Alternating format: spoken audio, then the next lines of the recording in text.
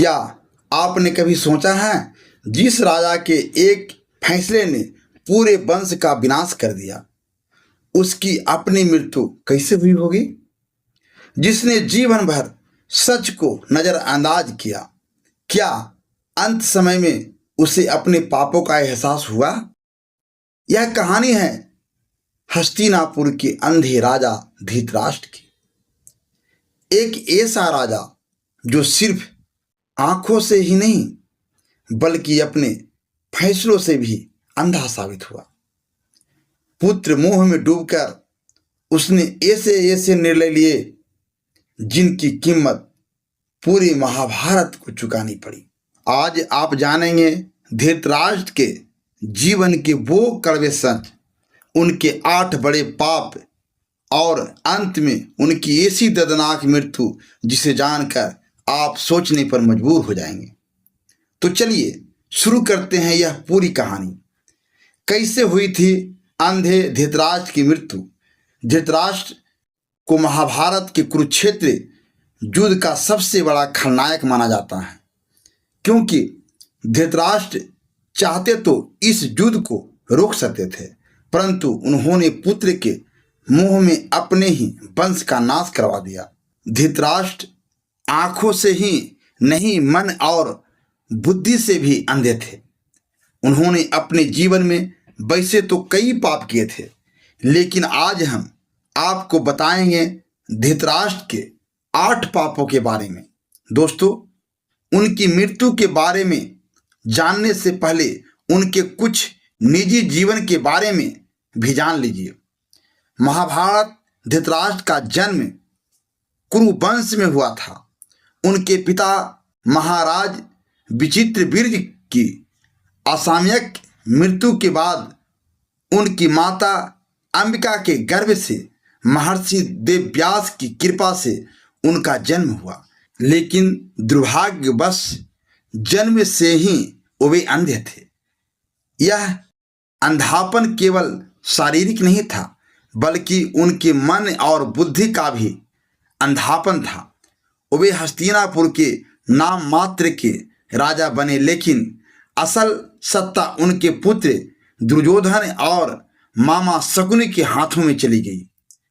धृतराष्ट्र पुत्र स्नेह के कारण सही और गलत का भेद नहीं कर पाए।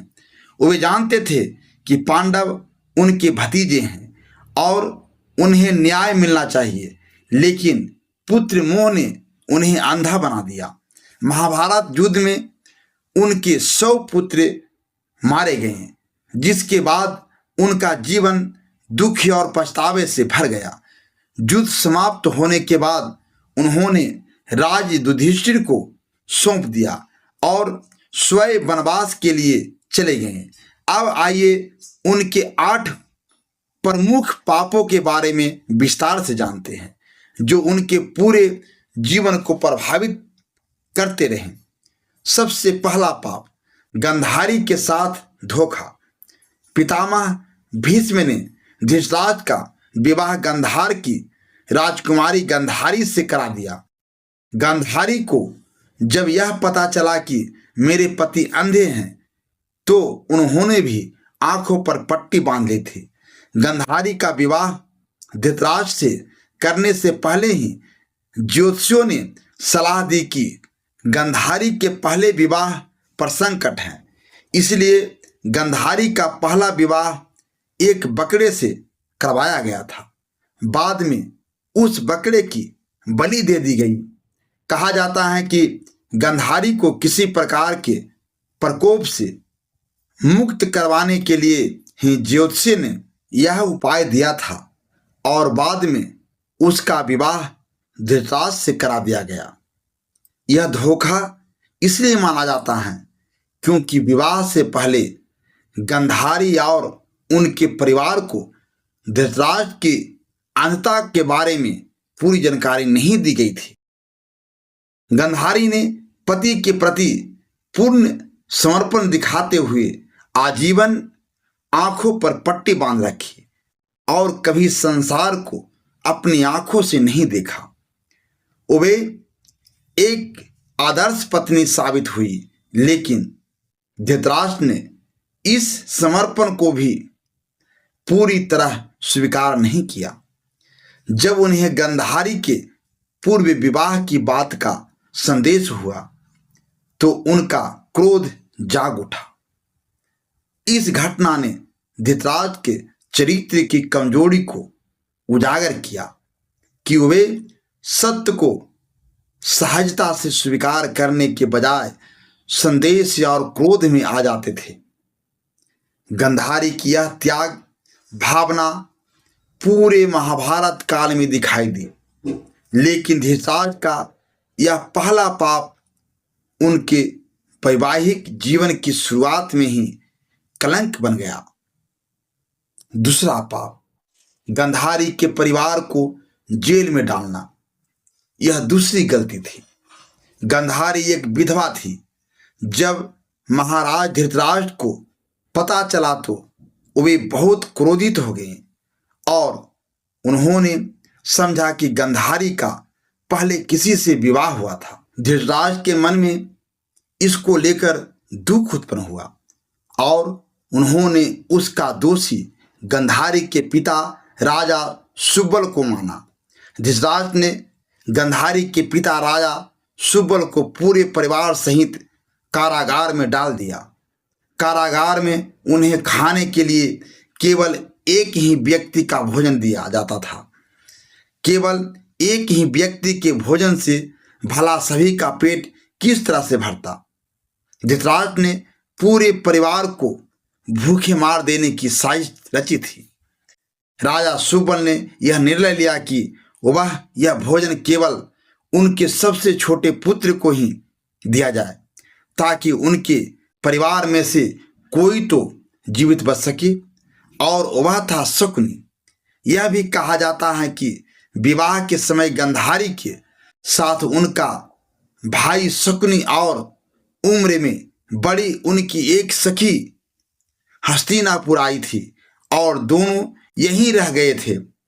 इस क्रूर कारावास में गंधारी का पूरा परिवार भूख और यातनाओं से मर गया। केवल शकुनी बच पाए। शकुनी ने अपने परिवार के इस विनाश का बदला लेने के लिए जीवन भर हस्तिनापुर में षड्यंत्र रचे। उन्होंने दुर्योधन को निरंतर भड़काया और पांडवों के खिलाफ साजिशें की। धृतराष्ट्र की यह क्रूरता न केवल एक परिवार का विनाश थी बल्कि पूरे कुरु वंश के लिए अभिशाप साबित हुई। शकुनी की चालाकी और बदले की भावना ने ही जुए की बाजी, द्रौपदी के अपमान और अंततः महाभारत युद्ध जैसी घटनाओं को जन्म दिया। यह पाप धृतराष्ट्र के अंधे मन और क्रोध की गहराई को दर्शाता है। तीसरा पाप था दासी के साथ सहवास। गंधारी के पुत्र को कौरव पुत्र कहा गया, लेकिन उनमें से एक भी कौरव वंशी नहीं था और गंधारी के 99 पुत्र एक पुत्री थी जिन्हें कौरव कहा जाता था। गंधारी ने देव व्यास से पुत्रवती होने का वरदान प्राप्त किया था। इस वरदान के चलते ही गंधारी को 99 पुत्र और एक पुत्री मिली थी। उक्त सभी संतानों की उत्पत्ति 2 वर्ष बाद कुंडों से हुई थी। गंधारी की बेटी का नाम दुशाला था। गंधारी जब गर्भवती हुई थी तब धृतराष्ट्र ने दासी के साथ सहवास किया था, जिसके चलते युत्सु नाम का पुत्र उत्पन्न हुआ था। इस तरह कौरव 100 हो गए थे। यह पाप धृतराष्ट्र की कामुकता और नैतिक पतन को दिखाता है। गंधारी गर्भवती अवस्था में थी, फिर भी धृतराष्ट्र ने दासी के साथ संबंध बनाए। युत्सु बाद में पांडवों की ओर से युद्ध में लड़े और जीवित भी बचे। इस घटना ने कौरवों की संख्या तो बढ़ा दी, लेकिन वंश की शुद्धता और नैतिकता पर बड़ा प्रश्न चिन्ह लगा दिया। गंधारी को इस बात का पता चलने पर भी उन्होंने पति का साथ नहीं छोड़ा, लेकिन यह धृतराष्ट्र के चरित्र पर एक और कलंक था। चौथा पाप पुत्र के मोह में करवाया युद्ध। पुत्र मोह में धृतराष्ट्र पांडवों के साथ अन्याय करते रहे, लेकिन राजा और राज सिंहासन के प्रति निष्ठा के चलते भीष्म उनके साथ बने रहे। धृतराष्ट्र ने अपने पुत्र मोह में सारे वंश और देश का सर्वनाश करा दिया। धृतराष्ट्र चाहते तो अपने पुत्र के हठ और अपराध पर लगाम लगा सकते थे, लेकिन उन्होंने ऐसा कुछ भी नहीं किया और दुर्योधन को गलती पर गलती करने की अप्रत्यक्ष छूट दे दी। पांडवों के साथ हुए अन्याय के चलते ही महाभारत युद्ध हुआ। राज सिंहासन पर बैठे धृतराष्ट्र यही न्याय करते होते तो यह युद्ध टल सकता था। विदुर ने कई बार धृतराष्ट्र को नीति और अनीति के बारे में बताया, लेकिन धृतराष्ट्र ने जानबूझकर विदुर की बातों को नजरअंदाज कर दिया। विदुर बार बार कहते कि भाई, पुत्र मोह छोड़ो, धर्म का मार्ग अपनाओ, लेकिन धृतराष्ट्र पुत्र स्नेह में इतने डूबे हुए थे कि वे कुछ सुन नहीं पाते थे। द्रौपदी का चीरहरण, पांडवों का राज छीनना, जुए में सब कुछ हारना, ये सारी घटनाएं धृतराष्ट्र की मौन सहमति से हुई। एक राजा के रूप में उनका कर्तव्य था कि वे न्याय करें, लेकिन पुत्र मोह ने उन्हें राष्ट्र और वंश के विनाश की ओर ढकेल दिया। लाखों योद्धाओं की मृत्यु, स्त्रियों का विधवा होना, बच्चों का अनाथ होना, सब कुछ इस चौथे पाप का परिणाम था। पांचवा पाप, चीरहरण के समय धृतराष्ट्र का चुप रहना।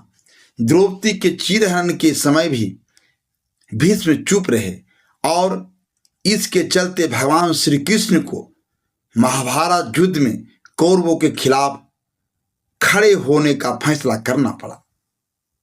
चीरहरण महाभारत की ऐसी घटना थी जिसके चलते पांडवों के मन में कौरवों के प्रति नफरत का भाव अस्थायी हो गया। यह एक ऐसी घटना थी जिसके चलते प्रतिशोध की आग में सभी जल रहे थे। सभा में द्रौपदी का अपमान होते देख धृतराष्ट्र चुप रहे। वे राजा थे, लेकिन अन्याय रोकने की हिम्मत नहीं दिखाई। इस मौन ने पांडवों के हृदय में घोर क्रोध और अपमान भर दिया। श्री कृष्ण ने बाद में कहा कि इस घटना के कारण युद्ध अवश्य भावी हो गया। धृतराष्ट्र की यह चुप्पी उनकी अधर्म और कमजोर इच्छा शक्ति को उजागर करती है। छठवां पाप, अधर्म का साथ देना। वृद्ध और ज्ञानी होने के बावजूद धृतराष्ट्र के मुंह से कभी न्याय संगत बात नहीं निकली। पुत्र मोह में उन्होंने कभी गंधारी की न्यायोचित बात पर ध्यान नहीं दिया। गंधारी के अलावा संजय भी उनको न्योचित बातों से अवगत कराकर राज्य और धर्म के हितों की बात बताता था, लेकिन वे संजय की बातों को नहीं मानते थे। वह हमेशा ही शकुनी और दुर्योधन की बातों को ही सच मानते थे। यह जानते थे कि यह अधर्म और अन्याय कर रहे हैं, फिर भी वे पुत्र का ही साथ देते थे। गंधारी बार बार पुत्रों को गलत रास्ते से रोकने की सलाह देती, लेकिन धृतराष्ट्र नहीं माने। संजय युद्ध का वर्णन सुनाते हुए भी न्याय की बात करते, लेकिन धृतराष्ट्र पुत्र स्नेह में डूबे रहे। वो जानते थे कि दुर्योधन गलत कर रहा है, फिर भी उसका साथ देते रहे। यह धर्म का साथ देना उनके चरित्र का सबसे काला पक्ष था। सातवां पाप, भीम को मारने की इच्छा। युद्ध का अंत हो चुका था और पांडु पुत्र भीम ने धृतराज के पुत्र दुर्योधन का वध कर दिया था। इसको लेकर धृतराज के मन में क्रोध और बदले की भावना प्रबल हो उठी थी। तब मौका पाकर धृतराज भीम को मार डालना चाहते थे। एक बार की बात है, जब महाभारत का युद्ध जीतने के बाद पांचों पांडव श्री कृष्ण के साथ हस्तिनापुर महाराज धृतराज से मिलने पहुंचे तो भीम के अलावा सब ने धृतराज को प्रणाम किया तथा उनके गले मिले। बाद में भीम की बारी आई तो भगवान श्री कृष्ण धृतराज की मनसा को जान चुके थे।